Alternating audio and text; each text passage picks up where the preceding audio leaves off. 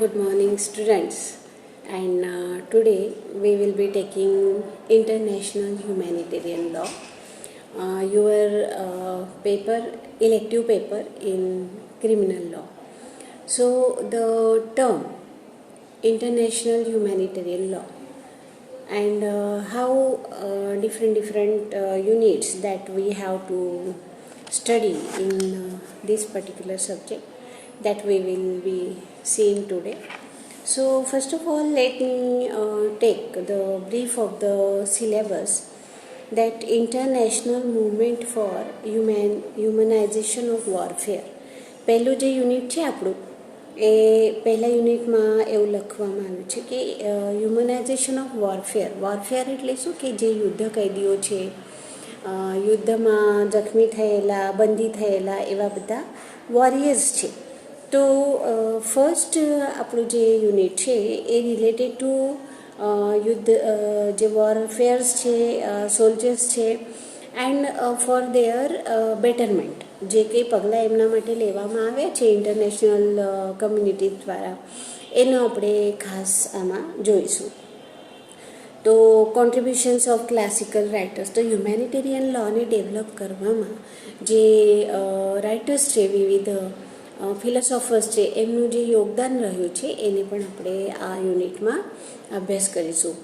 એના સિવાય history of the red cross, જે રેડ ક્રોસ સોસાયટી છે જે ખાસ કરીને ગરીબ લોકો માટે, યુદ્ધ कैदીઓ માટે અને એવા અસાધ્ય રોગોના દર્દીઓ માટે ખાસ કામ કરતા હોય છે.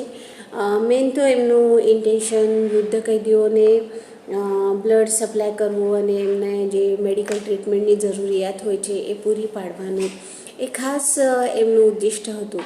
અને એ પણ કોઈ પણ શુલ્ક લીધા વગર સેવાના ભાવે એ લોકો કરતા હતા. તો રેડ ક્રોસ સોસાયટી શું છે, એમનું કાર્ય કેવી રીતે ચાલતું હોય છે, એ બધું આપણે આમાં આ ફર્સ્ટ યુનિટમાં જોઈશું. એના સિવાય Geneva convention of 1864 for amelioration of the condition of wounded soldiers in land of army. આ જે છે રેડ ક્રોસ સોસાયટી પછી સેકન્ડ જીનેવા કન્વેન્શન જે છે એ બધા સ્ટેટ્સને ગાઈડલાઈન આપે છે કે જેટલા પણ યુદ્ધમાં પાર્ટિસિપેટ કરનાર દેશો છે, જે લોકો યુદ્ધમાં ઇન્વોલ્વ હતા, એમના સૈનિકોની જે પરિસ્થિતિ છે, કન્ડિશન છે, એને સારી રીતે સમજી શકાય અને એમને પાછું મૂળ જીવનમાં પાછા ફરવા માટે મદદ થઈ શકે એ રીતે જેનેવા કન્વેન્શન ગાઈડલાઈન આપે છે. સાથે સાથે સેન્ટ પીટર્સબર્ગ ડિક્લેરેશન જે છે 1868નું, એ પણ આપણે અભ્યાસ કરીશું. પછી હેગ કન્વેન્શન ઓફ 1899 એન્ડ 1907, એ પણ આપણે જોઈશું. અને Geneva convention of 1929 and 1949 on treatment of prisoners of war, જે યુદ્ધ कैदીઓ છે. તો સવાલ એવો થાય છે કે ઘણીવાર યુદ્ધ પત્યા પછી આ યુદ્ધ कैदીઓ પર અમાનુષ અત્યાચાર કરવામાં આવે છે. કેમ કે જે દેશ એને પકડે એ દેશ પર એ બોજ રૂપે થઈ જાય અને પાછા છોડી પણ નહીં શકતા. તો એમને એ ભાર ઓછું કરવા માટે એ જાણી જોઈને આવા યુદ્ધ कैदીઓને ત્રાસ આપે છે. પહેલાં જે જમાનામાં યુદ્ધો બહુ થતા હતા ત્યારની આ વાત છે. તો જેનેવા કન્વેન્શન એમને ગાઈડલાઈન આપે છે કે આ યુદ્ધ कैदીઓ છે એટલે એ માનવ તરીકે મટી જતા નથી, એમને પણ તમારે ડિગ્નિટીથી અને એક માનવ તરીકે બધી જ સહાય કરવી જોઈએ. wounded and sick persons and civilian persons, આ યુદ્ધના જ્યારે પણ ઇફેક્ટ થાય લાઈક આફ્ટર શોક ઇફેક્ટ્સ હોય છે, એટલે ફક્ત कैदીઓને ત્રાસ થાય એવું નથી, એ યુદ્ધના દરેક સેગમેન્ટને ત્રાસ આપે છે. તો ઇન્ટરનેશનલ હ્યુમેનિટેરિયન લો એ ટર્મ જે છે એનું મેઇન જે સબ્જેક્ટ છે, ટોપિક છે, એ that is related to the conduct of warfare. એટલે વોરફેર જે યુદ્ધ कैदીઓ છે, યુદ્ધમાં જખમી થયેલ વ્યક્તિઓના, ઘાયલ થયેલ વ્યક્તિઓના ટ્રીટમેન્ટ માટેનું છે. સો the ICRC that International Convention for Red Cross, which is considered to have a special relationship of international humanitarian law as its guardian and promoter. તો એ સ્પેશિયલી એના માટે જ કામ કરે છે. તો આપણે જો ઇન્ટરનેશનલ હ્યુમેનિટેરિયન લો સમજવું હોય તો આપણે ખાસ આ જેનેવા કન્વેન્શન છે, રેડ ક્રોસ સોસાયટી છે, સેન્ટ પીટર્સબર્ગ ડિક્લેરેશન છે, આ બધાનો અભ્યાસ કરવો જોઈએ. International humanitarian law is a part of the body of international law that governs relations between states, and it aims to protect the persons who are not or no longer taking part in the hostilities, the sick and wounded soldiers, prisoners and civilians. એટલે ફક્ત જખમી સૈનિકો જ નહીં, તો એવા જે કૈદીઓ છે જે હવે યુદ્ધના પાર્ટ નથી રહ્યા, જે રિટાયર થઈ ગયા હોય, પછી એમના રિલેટિવ્સ જે છે, પછી જખમી થયેલ, ઘાયલ થયેલ એવા કૈદીઓ છે, તે જખમી થયેલ સૈનિકો છે, કૈદીઓ તો છે જ પણ સૈનિકો છે, નાગરિકો છે, એ બધાનો જ રાઇટ્સ એન્ડ ઓબ્લિગેશન્સ પર આ કામ કરે છે. તો માનવતાના ધોરણે આ બધું કામ કરવામાં આવે છે. એટલે એ ખાસ ધ્યાન રાખવાનું છે કે ઇન્ટરનેશનલ હ્યુમેનિટેરિયન લો એ હ્યુમન રાઇટ્સને લગતા એ પર્ટિક્યુલર વોરફેરના જે રિલેટેડ છે એમના માટે આપણે અભ્યાસ કરીશું. The ICRC, right? This ICRC is one particular convention that gives explanation to unexceptional. Lawyers provide similar definitions that international humanitarian law is, broadly speaking, that branch of public international law that seeks to moderate the conduct of armed conflicts and to mitigate the suffering that it causes. એટલે આ એક international humanitarian લોની જ branch છે જે public international લો અને બીજા જે એક દેશોના એકબીજા જોડે જે રિલેશનશિપ છે એના માટે કામ કરતા હોય. તો ઇન્ટરનેશનલ લોયર્સ જે છે એ પણ આના માટે જ કામ કરે કે જે રીતે વોરફેર્સ છે એ વોરફેર્સને ટ્રીટ કરવામાં કઈ દેશ કયા પ્રકારની પદ્ધતિ અપનાવે છે એના વિશે અભ્યાસ કરે છે. તો જો આપણે હિસ્ટ્રી જોઈશું ઇન્ટરનેશનલ હ્યુમેનિટેરિયન લોની, તો it tends to attribute a long history to this current understanding of international humanitarian law, and it focus is on historical issues or contemporary concerns, they will often refer to the longevity and they agree to important milestones. There are two common ways that international lawyers think about the history of international humanitarian law, and one is the story of humanization of war and law, while second is imperialization and oppression. બે વસ્તુ ખાસ જોવાની છે કે યુદ્ધ થઈ ગયા પછી જે કાયદો લાગુ પડતું હોય, જે કૈદીઓની પરિસ્થિતિ અને દેશોમાં લાગુ કરવાના કાયદા, અને બીજી વસ્તુ છે કે ઇમ્પેરિયાલિઝમ એન્ડ ઓપરેશન, એટલે એના પછીની જે સુવ્યવસ્થા કરવાની છે, સુશાસન કરવાનું છે, તો એ પણ ઇન્ટરનેશનલ હ્યુમેનિટેરિયન લોમાં ખાસ ગાઈડલાઈન એના માટે કરવામાં આવી છે.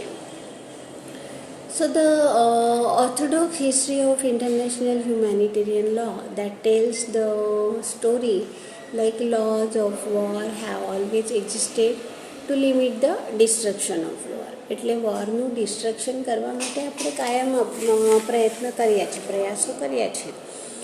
તો વોર જો યુદ્ધ જો થાય જ નહીં તો પછી આ પરિસ્થિતિ ઉદ્ભવે જ નહીં, પરંતુ જે યુદ્ધ થઈ ગયા છે અને ભૂતકાળમાં વધારે પડતા હવે મોડર્ન એરામાં એટલે આફ્ટર 21st સેન્ચુરી આટલા બધા યુદ્ધો નથી થતા, પરંતુ સિરિયા અને ઈરાન, ઇરાક જેવા દેશોમાં હજુ ચાલ્યા જ કરે છે. એ જે એમનું ઇન્ટરનલ સિક્યુરિટીનું ઇસ્યુ છે અને સરહદ એટલે બોર્ડરના, આપણે આમ જોવા જઈએ તો પાકિસ્તાન જોડે અને ચાઇના જોડે આ ચાલતું જ હોય છે. ત્યારે આવા દેશોના યુદ્ધો પછીની જે પરિસ્થિતિ છે એને સુવ્યવસ્થા રાખવા માટે તેમજ કેદીઓના જીવન પ્રત્યે, એમના સંબંધીઓના જીવન પ્રત્યે અને જખમી થયેલા કેદીઓ પ્રત્યે આપણે ખાસ એવી ગાઈડલાઈન કરવી પડે. તો હિસ્ટ્રી આપણને એવું જ શીખવાડે છે કે કન્વેન્શન જે છે, convention makes the start of the Geneva tradition. જે જીનેવાથી આપણે સ્ટાર્ટ કર્યું તો પહેલું હતું humanitarian instrument, then the Hague convention 1907નો હેગ કન્વેન્શન, એના પછી હતું 1949નું જેનેવા કન્વેન્શન અને એના પછી હતું 1977નું એડિશનલ પ્રોટોકોલ્સ. તો આ જેટલા પણ કન્વેન્શન્સ થયા છે એ આપણને કેદીઓના પ્રત્યે હ્યુમન રાઇટ્સ અભિગમ રાખવા માટે કટિબદ્ધ કરે છે. હવે ખાસ કરીને આપણે આગળ જોતા જોઈશું તો ઇન્ટરનેશનલ હ્યુમેનિટેરિયન લો જે છે એ આપણે કમ્પેશન અને સિવિલાઇઝેશન માટેની ફક્ત હિસ્ટ્રી નથી, તો આ એક ઓપરેશનની અને ઇમ્પેરિયાલિઝમની પણ હિસ્ટ્રી છે. એમાં જે છે આ લોને લોઝ ઓફ વોર અથવા લોઝ ઓફ આર્મ્ડ કન્ફ્લિક્ટ્સ આવી રીતે નહીં ઓળખવાનું. It was not just a different nomenclature for the same type of law, rather it was an appropriate title for a different concept of law and different rules. The laws of war were the rules of law of nation respecting warfare, and these rules in various editions of Oppenheim's International Law that have been given the definition of laws of war.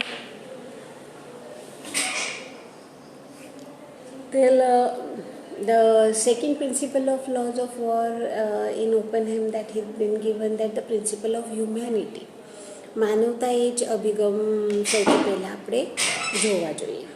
તો આ રીતે આપણે જોઈશું તો એમ છે કે general principle of war of law is that no engine of war may be used, which is, one may use the term superiority in its effect, and the principle results from a compromise of humanitarian and military interest, and the latter for war is war being the more powerful interest of the two. તો એ શું કહે છે કે જે વોરના rules છે એ contradictory principles of humanity and military હોવા જોઈએ. એટલે એક વન હેન્ડેડ ના હોય, કેમ કે જે દેશ સબળ છે, બલવાન છે, એ પછી દુબળા દેશને તો એ કરી નાખે, વોરમાં નષ્ટ જ કરી નાખે, પછી એના પર ફોર્સફુલી પોતાના રાજ્ય જમાવી દે છે. તો ઇન્ટરનેશનલ હ્યુમેનિટેરિયન લો કહે છે કે વોર કયા ઉદ્દેશથી થયું હતું, એ ઉદ્દિષ્ટ અચીવ થઈ ગયા પછીના જે પરિસ્થિતિ ઉદ્ભવેલી હોય એના પર એ હાવી ના થવું જોઈએ. હ્યુમેનિટેરિયન અભિગમથી યુદ્ધ કેદીઓને આપણે ટ્રીટ કરવા જોઈએ. તો 20th સેન્ચુરીના ફર્સ્ટ પાર્ટ સુધી આપણે જોઈશું તો legal commentators pursued the humanitarian principle of the rule of war as one thread and often a weaker thread, so as a law of war. એટલે હ્યુમેનિટેરિયન લોને કાયમ એક યુદ્ધનો કાયદો, વોર કે લો ઓફ વોર એવી રીતે ટ્રીટ કરવામાં આવ્યું હતું, અને કોઈ દિવસ એમાં ઇન્ટરનેશનલ હ્યુમન રાઇટ્સનો અભિગમ ના લીધો. Parantu this perception was underscored by the international lawyers, understanding of and categorization of the existing humanitarian laws. After the second Hague Peace Conference in 1907, so the commentators listed the important development in the limitation of war as the Declaration of Paris, the Declaration of St. Petersburg, which prohibited certain weapons, the 1864 and 1906, then Geneva Convention, dealing with wounded and sick soldiers, and the 1899 and 1907 Hague Convention. So all these conventions were based, as they should be, on equilibrium between the crucial necessities of war and humanitarian ideals. Out of these bundles of documents, the Geneva Convention, as a conventional law, provided particularly authoritative humanitarian law, and the Hague Convention or Hague Peace Conference, what we say, that had originally promised a more comprehensive attempt at the prevention of humanitarian law. So, but the thing is again that the outcome of all this convention was having a very limited effect, and again the conditions of these warfares or wounded soldiers, that have been not changed much after even such conventions. Okay, so now if we see that the result of these conferences, they are not much having effect on the actual condition of the persons who are related to it. So in the history, if we see that we could not trace much achievement, but one thing, that the development of international humanitarian law has been done in the first decade of 19th century, and then it has been developed gradually after the First World War and Second World War. At that time, the countries, all the countries, whether they are developed or underdeveloped, they realized that the wars are not good for humanitarian.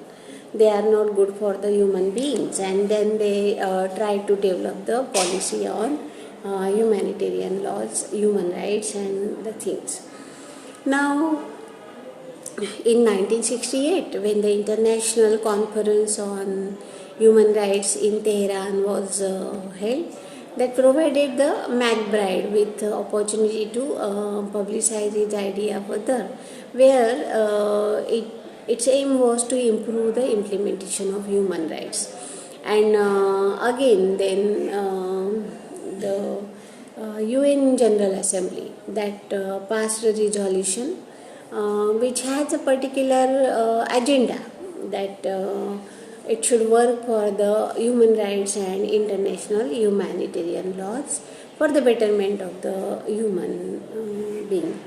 So the UN General Assembly, particularly by its resolution number 2444 on respect of the human rights in armed conflicts, that was passed by the UN General Assembly, and in 1968.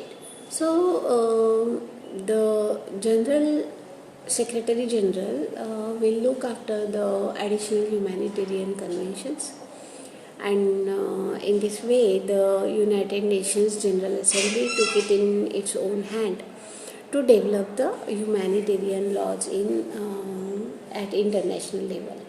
So this way, if you trace the history of the international humanitarian law, you can find that there are lots of writers, lots of philosophers who have given their contribution for the classical writing on humanitarian law, and to develop the different concepts, how the countries should behave with the warfares or the prisoners of wars, and how they should be treated as the human being, and there should be rights and remedies for them to make available. So in this way, international humanitarian law has been developed, and then comes drafting of international humanitarian law. So, its broad principles and historical provincials that has been taken in to consideration. And in the beginning of 1974, one diplomatic conference on the reaffirmation and development of international humanitarian law applicable in armed conflicts, that was came into drafting, and actual work was placed afterwards. So this is what the international humanitarian law has its effect on different conditions of the warfares and war prisoners, wounded soldiers, and all that things. So today we have seen how there was a contribution from the classical writers for the development of international movements for humanitization of the warfare, and how they have brought the history or to preservation of rights for the protection of warfares. So in this way, we will see the history of the Red Cross in our next lecture. So students, kindly pay attention here. Yesterday I have already shared an old paper with you. મેં ગઈકાલે તમને international humanitarian લોનું અને juvenile ડેલિન્ક્વન્સી આ સબ્જેક્ટનું બે સબ્જેક્ટના old question paper તમને share કર્યા છે. એ question paper તમારે આખું ક્વેશ્ચન પેપર અલગ અલગ નોટબુકમાં સોલ્વ કરવાનું છે, હેન્ડ રાઇટિંગથી લખવાનું છે. દરેક ક્વેશ્ચન એમાં સોલ્વ કરવાનું. લોંગ ક્વેશ્ચન હોય તો લોંગ આન્સર લખો, એમાં કેસ લો વગેરે શાંતિપૂર્વક તમે મટીરિયલ સર્ચ કરીને લખો. અસાઇનમેન્ટ લખવાની શરૂઆત કરી દેજો, કેમ કે હવે ફરી પાછું આપણે ઓફિશિયલી ઓફલાઈન ક્લાસીસ કદાચ ના લઈ શકાય, પણ ઓનલાઈન ક્લાસીસ અમારા ચાલુ રહેશે.